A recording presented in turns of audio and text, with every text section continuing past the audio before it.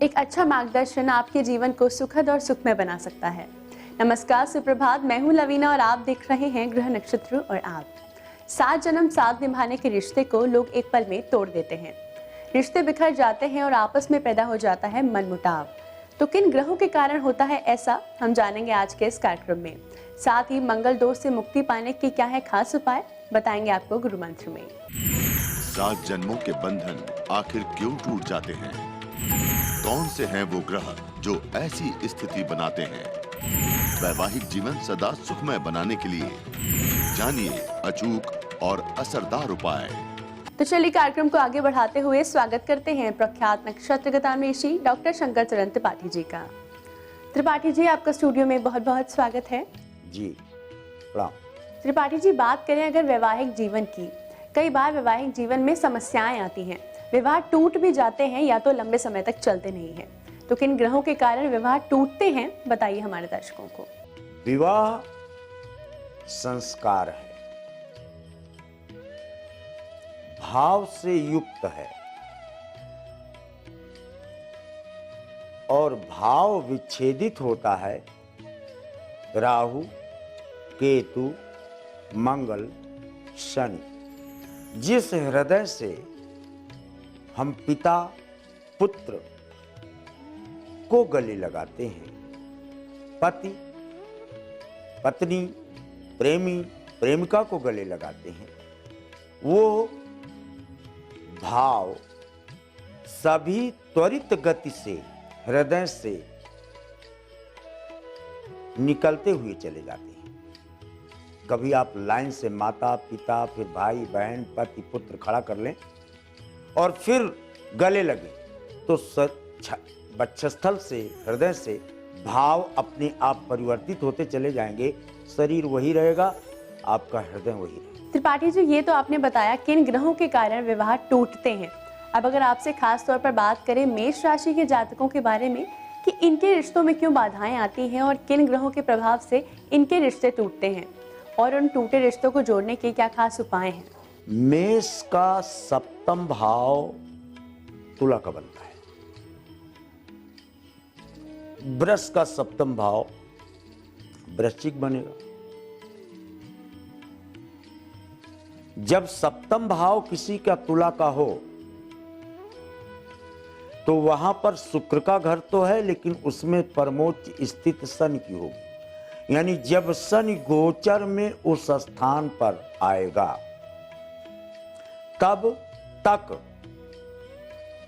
विवाह बिल्कुल इंटैक्ट रहेगा, कोई गड़बड़ नहीं। जैसे ही शनि की दृष्टि सप्तम भाव पर पड़ेगी तो परमोच्च स्थिति होने के कारण पति और पत्नी में वैचारिक मतभेद इस कदर होंगे कि एक पूर्व हो जाएगा, एक पश्चिम, जो विच्छेदन का पूर्ण आधार तय कर देता है। शनि न्यायालय का प्रमुख ग्रह है, सत्य का प्रतीक है, इसलिए फिर न्यायालय का हस्तक्षेप, पुलिस का हस्तक्षेप प्रारंभ हो जाता है। और एक बात बता दें, विवाह जैसी पवित्र संस्था में जब न्यायालय और पुलिस, कानून और पुलिस का प्रवेश हो जाता है, फिर विवाह उसी वक्त जीर्ण शीर्ण ही नहीं अपितु रिड्यूस टू डस्ट यानी धूल में मिल जाता है।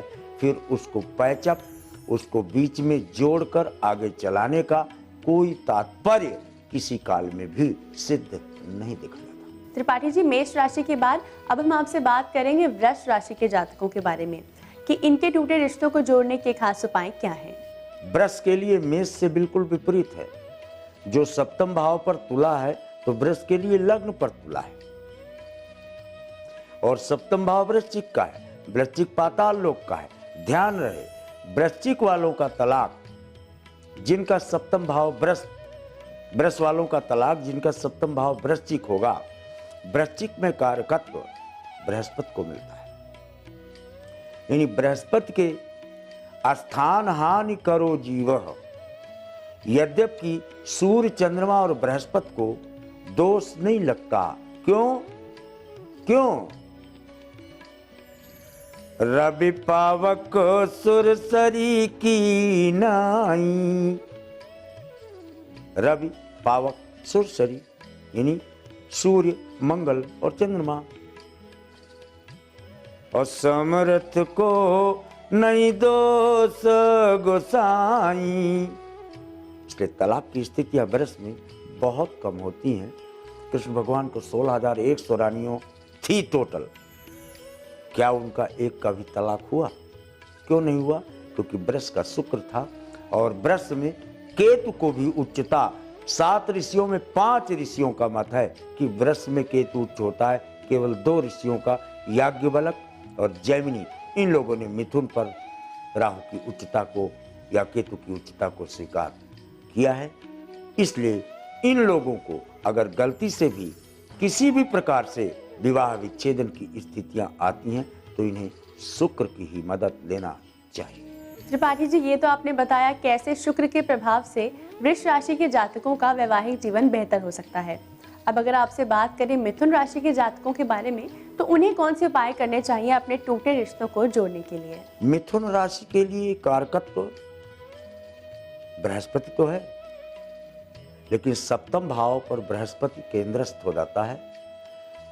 और जब सप्तम भाव पर बृहस्पति केंद्रस्थ होगा, बहुत बड़ा प्रश्न है आपने किया है, तब भाग्येश भी बृहस्पति होगा मिथुन पर। यानी मिथुन वाले की किस्मत ही चमकती है विवाह के बाद। और अगर आजीवन कुंवारा रहा और दुर्गा को इष्ट बना लिया तो भी विच्छेदन की स्थितियां नहीं बनती। लेकिन मिथुन राशि का जातक जिस दिन अपने पति का अपमान कर देता है, उस दिन से बृहस्पति दूषित अवस्था को प्राप्त हो जाता है। फिर मिथुन के विच्छेदन को कोई नहीं रोक सकता। और अगर विच्छेदन न हुआ तो वैचारिक मतभेद इस कदर होते हैं कि नफरत की तो नफरत की और प्यार किया तो प्यार किया, ये भाव जन्म ले लेता है। तो ये तो त्रिपाठी जी ने हमें बताया कि मिथुन राशि के जातक अपने टूटे हुए रिश्तों को मधुरता से जोड़ सकते हैं। तो ब्रेक के बाद हम जानेंगे कर्क राशि के जातक कैसे अपने वैवाहिक जीवन को सुखमय बना सकते हैं, साथ ही उत्तम विवाह के लिए करें कौन सा महा उपाय। आप बने रहिए हमारे साथ कार्यक्रम ग्रह नक्षत्र और आप में।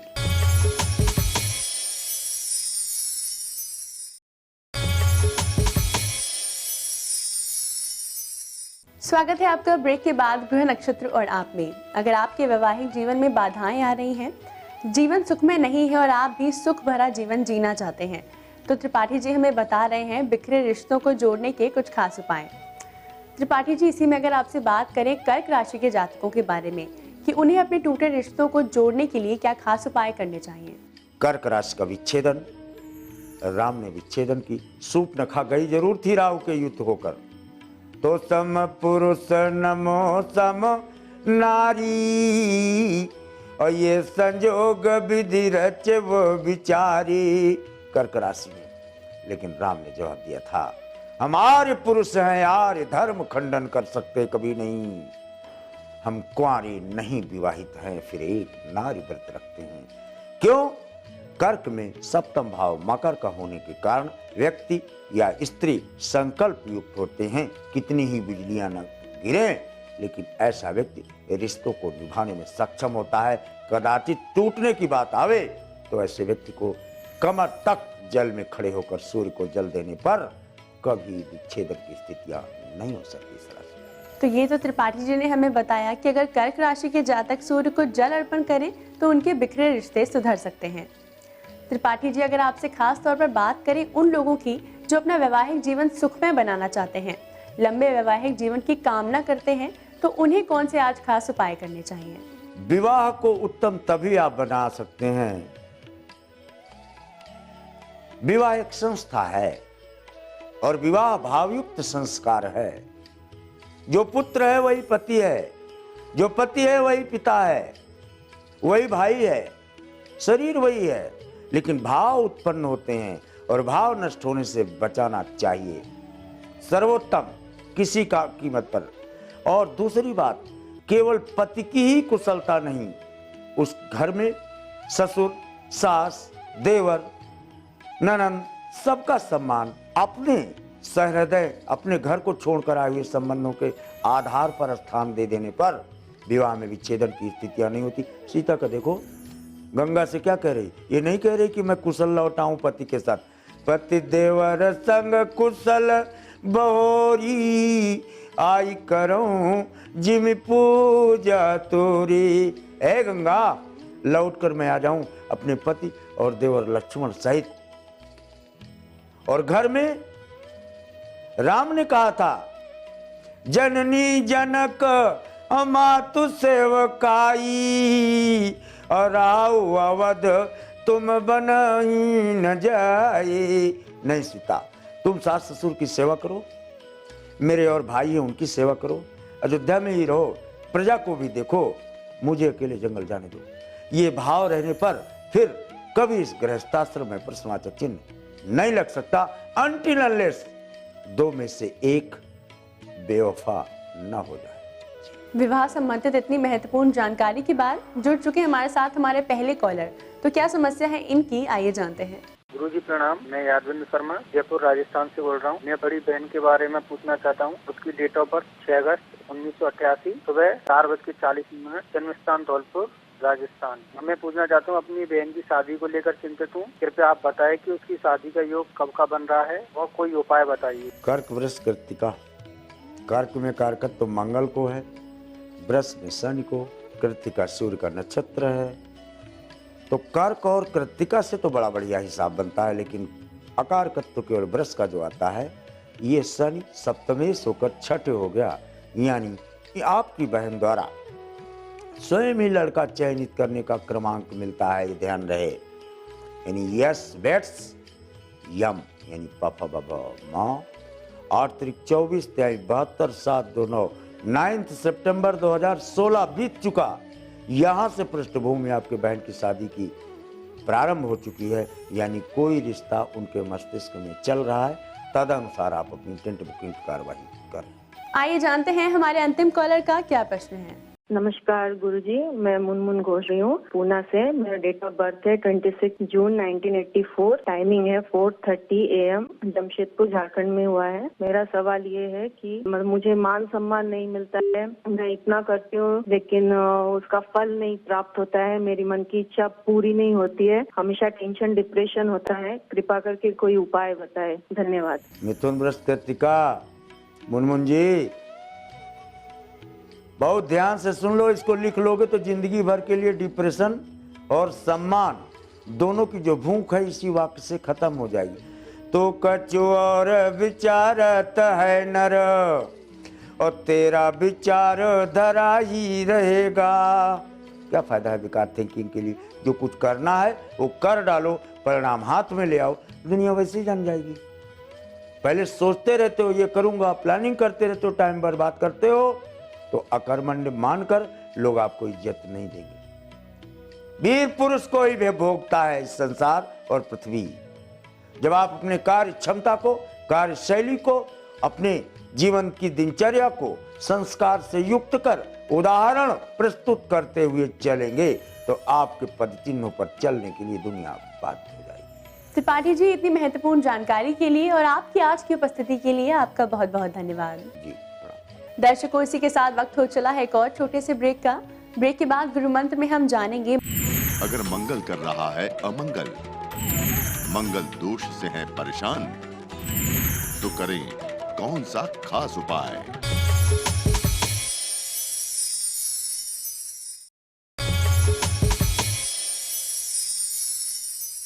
स्वागत है आपका ब्रेक के बाद ग्रह नक्षत्र और आप में। इस समय स्टूडियो में हमारे साथ मौजूद हैं आचार्य राजेश जी। राजेश जी, आपका स्टूडियो में बहुत बहुत स्वागत है। नमस्कार। आज है तारीख 11 दिसंबर और दिन है रविवार। क्या कहता है आज का पंचांग, आइए जानते हैं। मार्गशीर्ष मास शुक्ल पक्ष द्वादशी तिथि रविवार का आज दिन है। शुभ समय दोपहर 3 बजे से दोपहर 4:30 तक, राहु काल दोपहर 4:30 से सायंकाल 6 बजे तक। आज चंद्रमा रहेंगे मेष राशि में।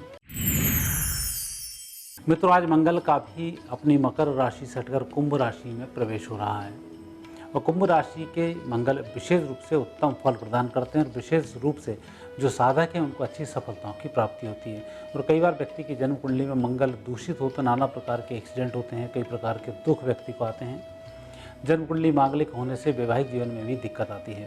तो ऐसे लोगों के लिए अब 4 मंगलवार अर्थात आने वाले मंगलवार से लेकर 4 मंगलवार लगातार 6 बच्चों को मीठा भोजन कराना चाहिए। मीठा भोजन नहीं करा सकें तो टॉफ़ी भी चलेगी, मिठाई आप जरूर खिलाएं। ऐसा करने से मंगल के दोष समाप्त होते हैं। और मंगल को दूर करने के लिए विशेषकर जब ऐसे दोष हों कि हमारे मानसिक विकृति आ रही हों तो वहाँ ध्यान करने से मंगल के दोष दूर होते हैं। और पद्मासन में बैठकर इस ध्यान को किया जाता है पूर्व दिशा की तरफ मुख करके। ऐसा करके मंगल के दोष सीधे सीधे समाप्त होते हैं। कुंभ और मकर 2 राशि में जब मंगल होता है तब मंगल के दोष सबसे जल्दी दूर होते हैं और यह पूरा माह आपके साथ में है। इसका क्या प्रभाव पड़ेगा 12 राशियों पर, साथ ही साथ कौन से उपाय होंगे लाभकारी, आइए जानते हैं आचार्य राजेश जी से। मेष राशि वाले व्यक्तियों के लिए मंगल केतु के साथ में एकादश भाव से भ्रमण कर रहे हैं और एकादश भाव में कोई भी क्रूर ग्रह जब आता है तो अच्छे फल प्रदान करता है। निश्चित रूप से आपको उत्तम फलों की प्राप्ति होगी। इस माह स्थायी संपत्ति के संबंध में ठोस निर्णय करेंगे। वृषभ राशि वाले व्यक्तियों के ग्रह योग बहुत अच्छे हैं और मंगल का विशेष प्रभाव 10वें स्थान पर केतु के साथ में यह संकेत दे रहा है कि आप अपने व्यवसाय में कहीं थोड़ी भी बेईमानी करेंगे तो मंगल के कारण लंबा नुकसान हो सकता है। तो इस माह पूरे ईमानदारी के साथ लगे रहें, व्यवसाय के साथ कोई खिलवाड़ ना हो इसका विशेष ध्यान रखें। मिथुन राशि व्यक्तियों के लिए भाग्य स्थान से भ्रमण करते हुए मंगल और केतु। भाग्य स्थान पर केतु का भ्रमण बहुत शुभ होता है जो उत्तम परिणामों को देने वाला है। साथ में मंगल और केतु दोनों ग्रहों का भाग्य स्थान पर भ्रमण करना यह संकेत है कि आप जो भी काम करेंगे जल्दबाजी में करेंगे, जल्दबाजी में निर्णय लेंगे। थोड़ा सा इस बात का ध्यान आपको पूरे माह रखना चाहिए कि आप निर्णय जल्दबाजी में नहीं करें।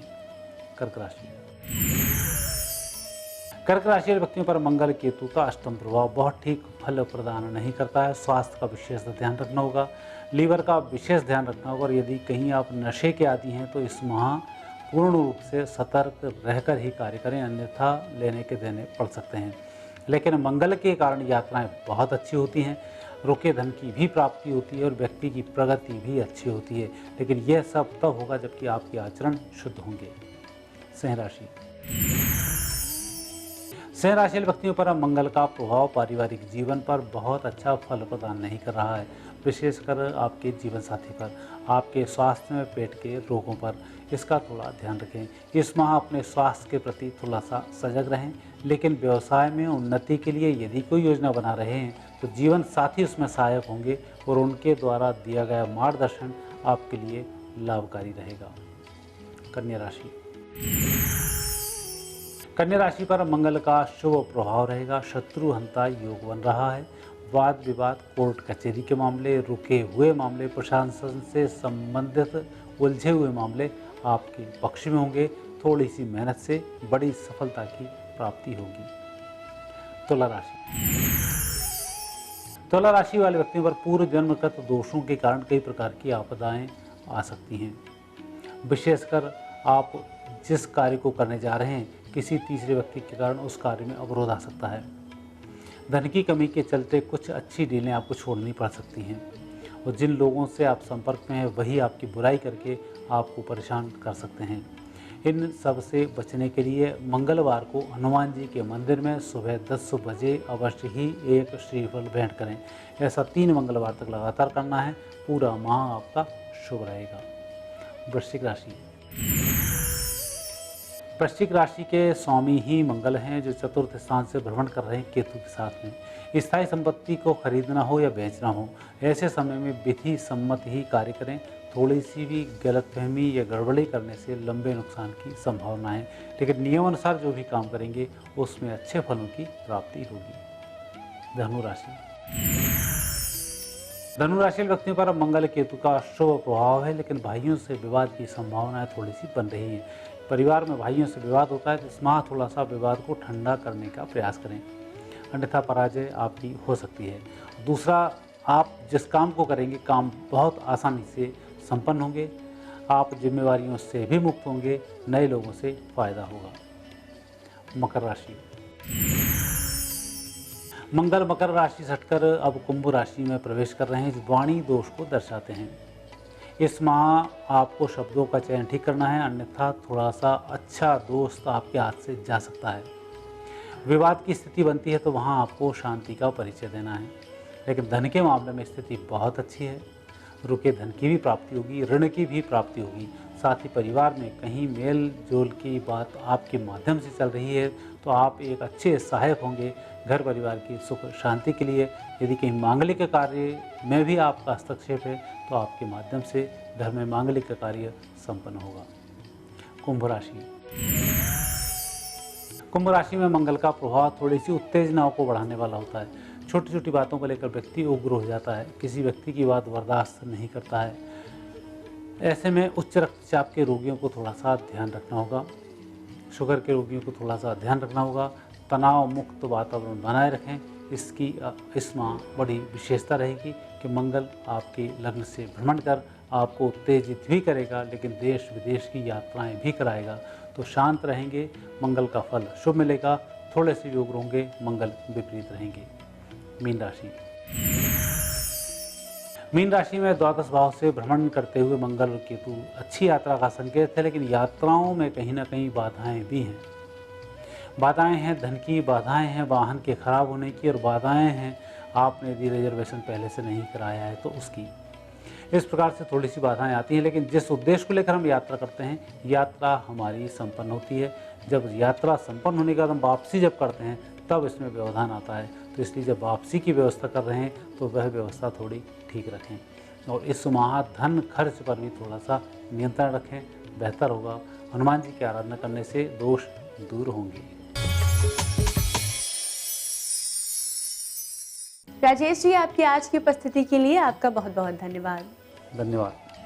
दर्शकों, इसी के साथ वक्त हो चला है आज के एपिसोड को यहीं समाप्त करने का। कल फिर आपसे मुलाकात होगी इसी समय इसी चैनल पर। तब तक के लिए नमस्कार।